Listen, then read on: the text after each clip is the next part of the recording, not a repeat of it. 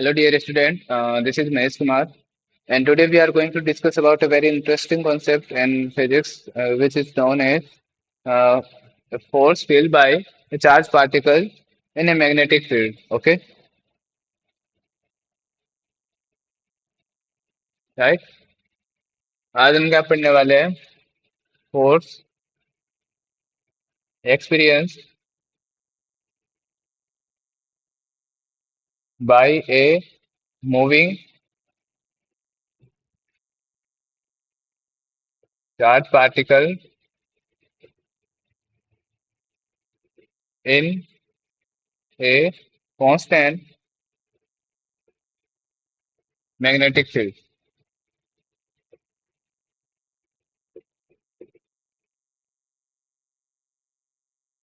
Okay, means मेरे पास एक चार्ज पार्टिकल है. वो क्या कर रहा है? किसी वेलोसिटी v से मूव कर रहा है. ओके, ये क्या है? एक चार्ज पार्टिकल क्यू है. ये क्या कर रहा है? v वेलोसिटी से मूव कर रहा है. तो जब ये किसी मैग्नेटिक फील्ड में मूव करेगा, बी एक्सटर्नल, ये किसी एक्सटर्नल मैग्नेटिक फील्ड में मूव करेगा, तो इस चार्ज पार्टिकल पे एक फोर्स लगेगा. राइट, वो फोर्स क्यों लगेगा वो हम अभी डिस्कस करेंगे. और उसका जो मैग्नीट्यूड है वो क्या होगा, कैसे होगा, और ये किस टाइप का पाथ फॉलो करने वाला है, ये सब कुछ हम आज की इस क्लास में पढ़ने वाले हैं. ओके, सो देखो, जब भी कोई चार्ज पार्टिकल है, इससे लास्ट क्लास में हमने ये पढ़ा था कि जब भी कोई चार्ज पार्टिकल, ये कोई चार्ज पार्टिकल क्यू है, अगर ये मूव कर रहा है v वेलोसिटी से, ये चार्ज पार्टिकल क्या कर रहा है? मूव कर रहा है. तो अकॉर्डिंग टू बायो सावर्ट ने क्या बताया था कि ये जो चार्ज पार्टिकल है, इसके मूव करने की वजह से इसके अराउंड क्या होगा? मैग्नेटिक फील्ड जनरेट होगा. तो मैग्नेटिक फील्ड का मैग्नीट्यूड क्या था? b is equal to mu naught upon 4 pi V sine theta Q V sine theta upon R square. क्या ये हमने अपने लास्ट क्लास में डिस्कस किया था कि नहीं किया था? कि जो मैग्नेटिक फील्ड है उसका मैग्नीट्यूड क्या हो जाएगा? Q V sine theta by R square. Means अगर कोई चार्ज पार्टिकल मूव करता है तो वो एक अपना मैग्नेटिक फील्ड क्या करता है? जनरेट करता है. तो जब ये चार्ज पार्टिकल किसी एक्सटर्नल मैग्नेटिक फील्ड में मूव करेगा, जैसे ये मेरे पास एक एक्सटर्नल मैग्नेटिक फील्ड है directed inside the plane. Okay, ये कांस्टेंट मैग्नेटिक फील्ड है. राइट, अब मेरे पास कोई एक चार्ज पार्टिकल क्यू है, वो क्या करेगा? इस मैग्नेटिक फील्ड में एंटर करेगा. ओके, v वेलोसिटी से. तो ये हो गया यहाँ पे एंटर, क्यू ये v वेलोसिटी से. तो जब ये चार्ज इस मैग्नेटिक फील्ड के अंदर होगा और v वेलोसिटी से मूव करेगा, तो इस चार्ज के अराउंड क्या होगा? एक मैग्नेटिक फील्ड प्रेजेंट होगा. और एक मैग्नेटिक फील्ड बी एक्सटर्नल क्या है बच्चों? पहले से ही यहाँ पे प्रेजेंट है.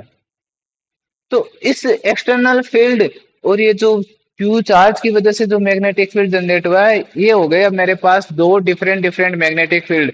और दो डिफरेंट मैग्नेटिक फील्ड के बीच में हमेशा फोर्स लगेगा.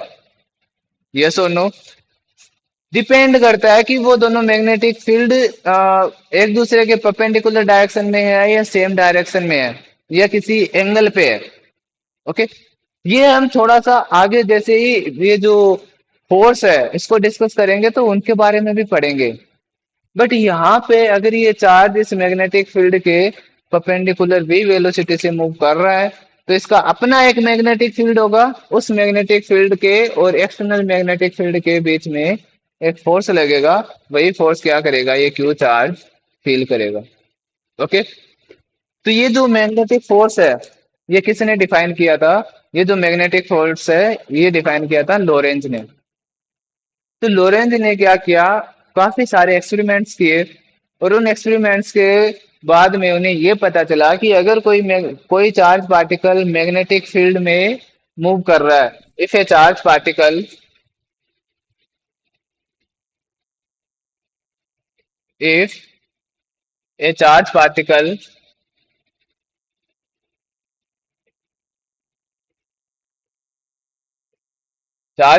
Q moving with moving with velocity v in a magnetic field B. In a magnetic field B, कोई charge particle Q v velocity से अगर b मैग्नेटिक फील्ड में मूव करेगा तो according to Lorentz force field bye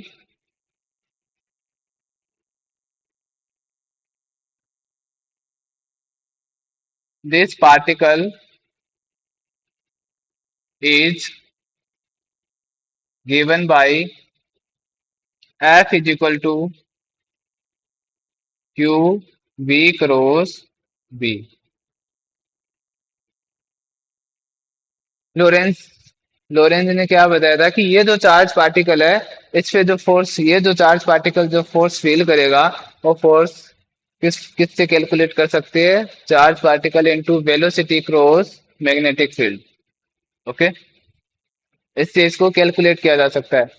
Lorentz ने एक और statement दिया था, इसमें बताया था कि ये जो चार्ज पार्टिकल है अगर ये मैग्नेटिक फील्ड और जो इलेक्ट्रिक फील्ड है उन दोनों में एक साथ मूव करे, मतलब यहाँ पे मेरे पास मैग्नेटिक फील्ड भी प्रेजेंट है और इलेक्ट्रिक फील्ड भी प्रेजेंट है, सो टोटल फोर्स इस चार्ज पार्टिकल पे जो फील होगा वो कितना होगा बच्चों? Total force feel F is equal to Q E plus V cross B. Okay, in presence of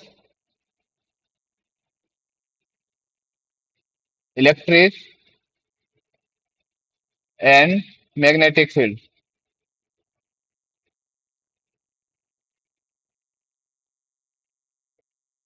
electric और मैग्नेटिक फील्ड अगर दोनों प्रेजेंट हो तो टोटल फोर्स ये चार्ज पार्टिकल जो फील करेगा वो क्या हो जाएगा? Q E V cross B.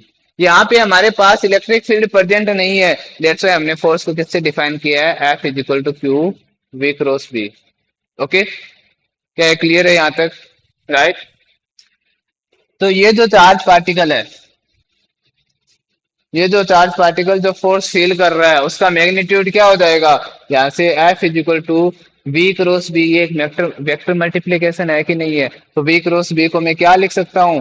Q V B sine theta. और बच्चों ये यहाँ पे थीटा क्या है? थीटा है ये जो वेलोसिटी है, ये जो चार्ज पार्टिकल की जो वेलोसिटी है और ये जो मैग्नेटिक फील्ड है इनके बीच में एंगल। देखो मैग्नेटिक फील्ड यहाँ से क्या है? Inside the plane. Magnetic field कैसा है? Inside the plane. और वेलोसिटी कैसी है? Parallel to plane. राइट, तो ये इनके बीच में एंगल क्या हो गया? इनसाइड एंड पैरेलल, तो इनके बीच में एंगल क्या हो गया बच्चों? यहाँ पे 90 डिग्री। ओके, इस पर्टिकुलर केस के लिए थीटा क्या हो जाएगा? 90 डिग्री। राइट, तो जो फोर्स का जो मैग्नीट्यूड है वो क्या आ गया मेरे पास? Q B cross B. अब हम बात करते हैं जो फोर्स है इसकी डायरेक्शन क्या हो जाएगी? फोर्स की डायरेक्शन तो बच्चों आप लोग अच्छे से जानते हो कि जब भी हम वेक्टर मल्टीप्लिकेशन करते हैं किन्हीं भी दो वेक्टर क्वांटिटीज का, तो उसका जो डायरेक्शन निकल के आती है, जो रिजल्टेंट क्वांटिटी की जो डायरेक्शन है वो क्या होती है? इन दोनों के परपेंडिकुलर। राइट, और परपेंडिकुलर की डायरेक्शन हम किससे डिफाइन करते हैं? राइट हैंड थंब रूल से। किससे डिफाइन करना है? राइट हैंड थंब रूल से। मतलब अपने राइट हैंड को इस क्रॉस प्रोडक्ट के अलोंग रोटेट कीजिए। जब हम इस क्रॉस प्रोडक्ट के अलोंग रोटेट करते हैं तो ये जो थंब की जो डायरेक्शन रहेगी वही क्या हो जाएगी? मेरे मैग्नेटिक फोर्स की डायरेक्शन। ओके, यहाँ पे ये जो क्यू है इसे हमें विदाउट साइन पुट करना है। क्यू को क्या करना है? क्यू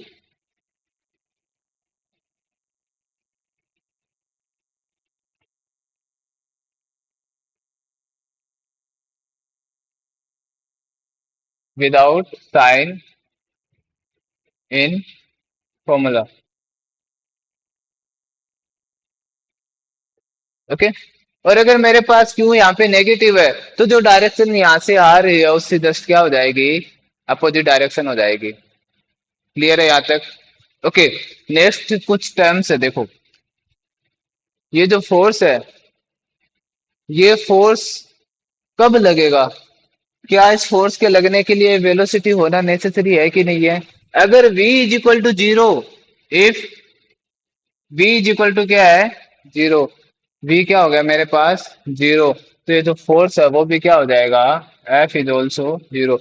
मतलब अगर कोई चार्ज पार्टिकल स्टेशनरी मैंने मैग्नेटिक फील्ड में रखा हुआ है, इस चार्ज पार्टिकल को मैंने यहाँ पे ऐसे प्लेस करके छोड़ दिया, तो क्या ये कोई फोर्स फील करेगा? नहीं करेगा। क्यों? क्योंकि चार्ज पार्टिकल की वेलोसिटी क्या हो गई बच्चों? जीरो। वेलोसिटी जीरो होने से फोर्स क्या हो जाएगा? जीरो। इसका मतलब ये हो गया कि ये जो चार्ज पार्टिकल है इसका मूव करना नेसेसरी है। सेकेंड, ये जो फोर्स है ये मैक्सिमम कब होगा?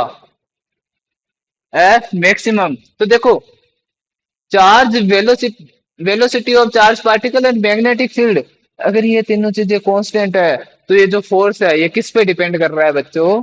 थीटा पे। मीन्स ये जो वेलोसिटी है इस चार्ज पार्टिकल की और मैग्नेटिक फील्ड, इन दोनों के बीच का एंगल जब साइन थीटा मैक्सिमम होगा, तो क्या मेरे पास ये जो फोर्स है वो मैक्सिमम होगा कि नहीं होगा? फोर्स मैक्सिमम होगा। तो साइन थीटा कब मैक्सिमम होता है बच्चों? जब थीटा इज इक्वल टू 90। तो ये क्या हो जाएगा? Q V B at theta is equal to 90 degree. Means अगर ये चार्ज पार्टिकल अगर इस मैग्नेटिक फील्ड में परपेंडिकुलर इंटर करे, मीन्स चार्ज पार्टिकल और मैग्नेटिक फील्ड के बीच में कितने डिग्री का एंगल बने? 90। तो मेरे पास फोर्स कैसा होगा? मैक्सिमम। राइट? यहाँ से फोर्स कैसा होगा? मैक्सिमम। दूसरा, फोर्स मिनिमम कब हो सकता है? फोर्स मिनिमम कब हो सकता है? जब ये चार्ज पार्टिकल जस्ट क्या करे? बताओ। जब ये चार्ज पार्टिकल जीरो हो सकता है मिनिमम यहाँ से। ओके। अगर हम क्यू को फिक्स रखें, मीन्स जो चार्ज पार्टिकल है उसे नेगेटिव कंसीडर करें, तो यहाँ से मिनिमम हो जाएगा। और फोर्स जीरो कब हो सकता है? जब ये charge particle parallel to magnetic field, मतलब ये जो मैग्नेटिक फील्ड है और charge particle, magnetic field inside the plane है, चार्ज पार्टिकल भी इनसाइड द प्लेन ऐसे मूव कर रहा है, तो क्या हो जाएगा फोर्स यहाँ से? F is equal to zero if theta is equal to zero. अगर theta is equal to zero होगा तो मेरे पास फोर्स भी कैसा हो जाएगा? जीरो। क्लियर है? बोलो, यहाँ तक कोई प्रॉब्लम है? नहीं। ओके। देखो, ये जो दोनों एफ मैक्सिमम और ये जो फोर्स जीरो है due to variation in theta, ये दोनों क्यों होते हैं? देखो, इसका हम डायग्राम समझेंगे इधर।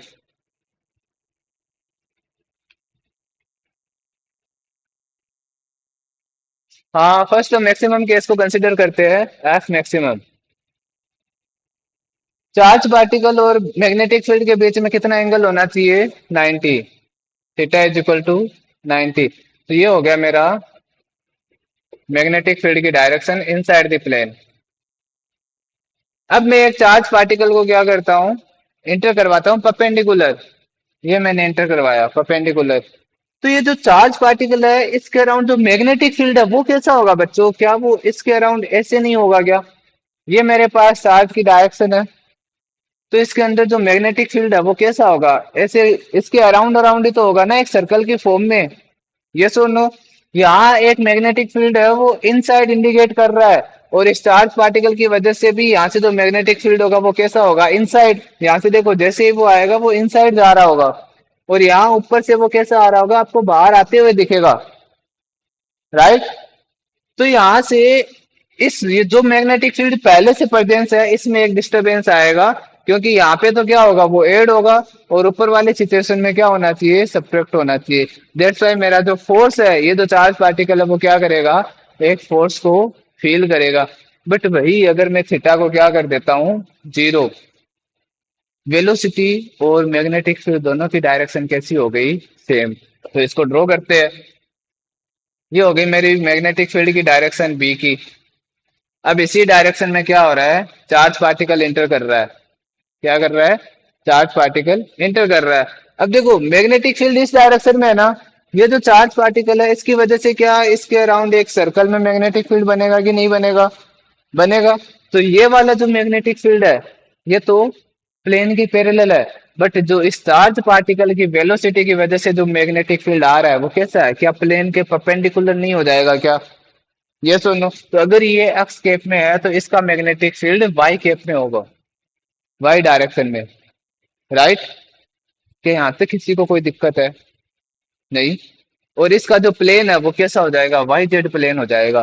तो यही रीजन है कि जब कोई चार्ज पार्टिकल 0 डिग्री पे, मतलब velocity of charge particle and magnetic field दोनों की डायरेक्शन सेम हो, तब वो कोई फोर्स फील नहीं करेगा। ओके, क्या ये दोनों बातें यहाँ से क्लियर है आपको? बताओ, क्लियर है? ओके। ओके, सो नेक्स्ट है हमारे पास कि ये जो चार्ज पार्टिकल है ये जो मैग्नेटिक फील्ड में एंटर करेगा, तो ये इस पे जो फोर्स लग रहा है, इस फोर्स की वजह से इसका पाथ कैसा होगा? ओके, तो फर्स्ट हम फर्स्ट केस लेते हैं। चार्ज पार्टिकल एंटर परपेंडिकुलर, या theta is equal to 90 degree. Theta is equal to कैसा है? 90 डिग्री। उस टाइम पे जो फोर्स है एफ इज इक्वल टू क्या हो जाएगा? Q V B. क्या यही हो जाएगा? राइट। ओके, ये मेरे पास मैग्नेटिक फील्ड है।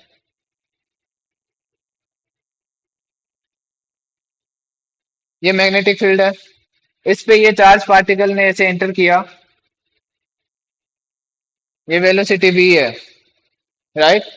तो इस चार्ज पार्टिकल की वजह से इस पे जो फोर्स लगेगा वो कैसा होगा? अपवर्ड डायरेक्शन में।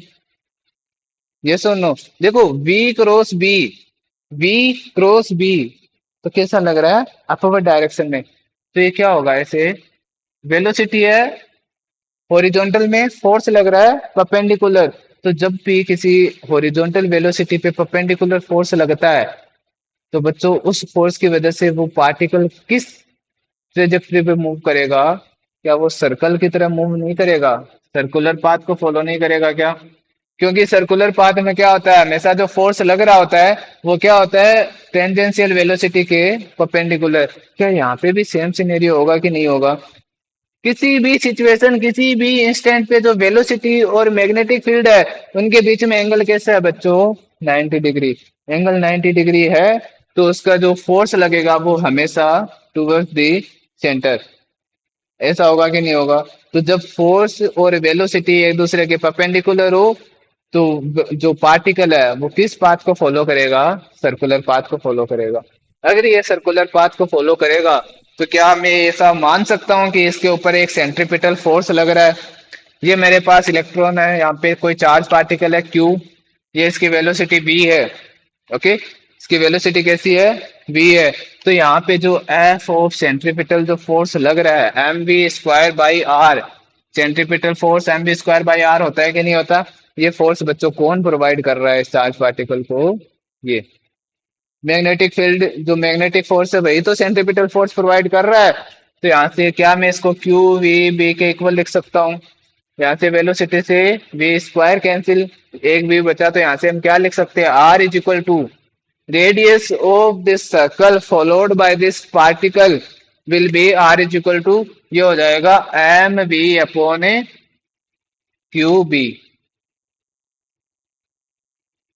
एम बी अपॉन क्या हो जाएगा? Q B. ये रेडियस के सर्कल को ये पार्टिकल फॉलो करेगा।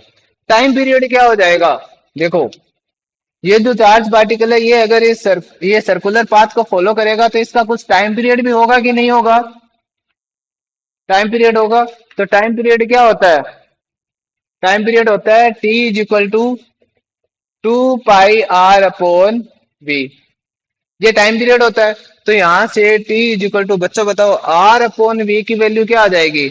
ये आर अपॉन वी, क्या मैं इसको यहां से ऐसे लिख सकता हूं? R upon V is equal to M upon Q B. R upon V is equal to क्या हो जाएगा? M upon Q B. तो ये वैल्यू यहाँ पे पुट कर दो, तो ये हो जाएगा Q pi R upon V की value M upon Q B, तो ये हो जाएगा एम अपॉन क्यू बी। ये जो चार्ज पार्टिकल है इसका जो टाइम पीरियड है, क्या वो वेलोसिटी पे डिपेंड कर रहा है? बताओ बच्चों, वेलोसिटी आपको दिखाई दे रही है यहाँ पे? नहीं दे रही। इसका मतलब ये जो चार्ज पार्टिकल है ये चाहे किसी भी वेलोसिटी से परपेंडिकुलर अगर इसमें इंटर करेगा, तो इसका टाइम पीरियड क्या रहेगा? 2 पाई एम अपोन ए क्यू बी। क्या यहाँ तक कोई दिक्कत है? नहीं। बोलो, अगर ये समझ में आ गया तो इसके जो बहुत सारे इंपॉर्टेंट इंपॉर्टेंट क्वेश्चंस बनते हैं वो आपको सोल्व करने हैं। यहाँ से क्वेश्चन आने के बहुत ज्यादा चांस होते हैं। ओके, तो देखो हम एक दो क्वेश्चन करते हैं इधर।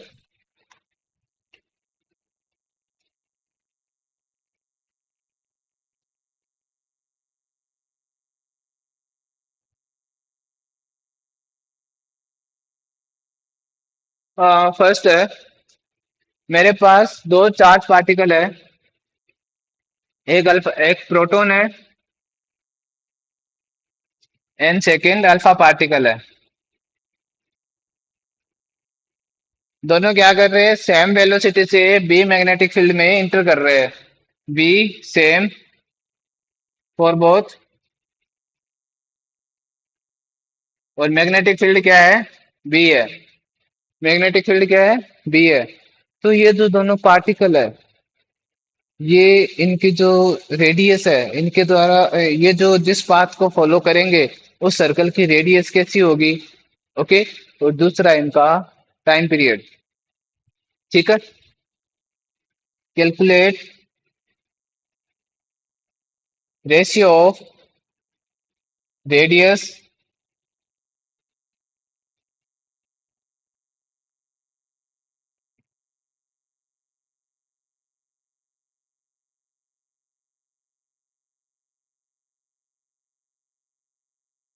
And time period. ये आपको कैलकुलेट करना है। ठीक है। तो इसके लिए देखो बचाओ, रेडियस के लिए क्या होता है, R is equal to for radius, R is equal to M V upon Q B. ठीक है। वेलोसिटी कैसी है, सेम है। किस किस, मैग्नेटिक फील्ड भी क्या है, बी है। दोनों के लिए किस किस पे डिपेंड करेगा, मास एंड चार्ज पे। तो बताओ, ये अल्फा पार्टिकल है मेरे पास, ये प्रोटॉन है, ये अल्फा पार्टिकल है। मास एंड चार्ज, प्रोटॉन पे चार्ज प्लस इसका जो चार्ज होता है प्लस क्यू, तो अल्फा पे कितना होता है, बताओ जल्दी। प्रोटॉन पे प्लस क्यू होता है तो अल्फा पे होता है प्लस 2 क्यू। प्रोटॉन का मास एम पी होता है तो अल्फा पार्टिकल का मास होता है 4 m p। बोलो यहाँ तक कोई दिक्कत है, बताओ। नहीं। तो मैं इसे रेडियस R1/R2 बोल सकता हूँ। या फिर इसे लिख दो R proton upon R alpha, वो ज्यादा सही रहेगा। वो क्या हो जाएगा, R प्रोटॉन के लिए M P V upon Q P B divide by M alpha B upon Q alpha B. यहाँ तक कोई दिक्कत है? तो यहाँ से R P upon R alpha क्या हो जाएगा, ये तो कैंसिल हो जाएंगे, ये ऊपर चला जाएगा।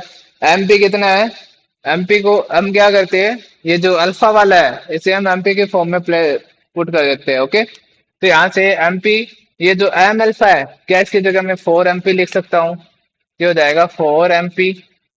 और ये जो क्यू अल्फा है इसकी जगह मैं 2 q p लिख सकता हूँ, 2 q p। राइट। तो ये जब ऊपर जाएगा ये 1/2 हो जाएगा।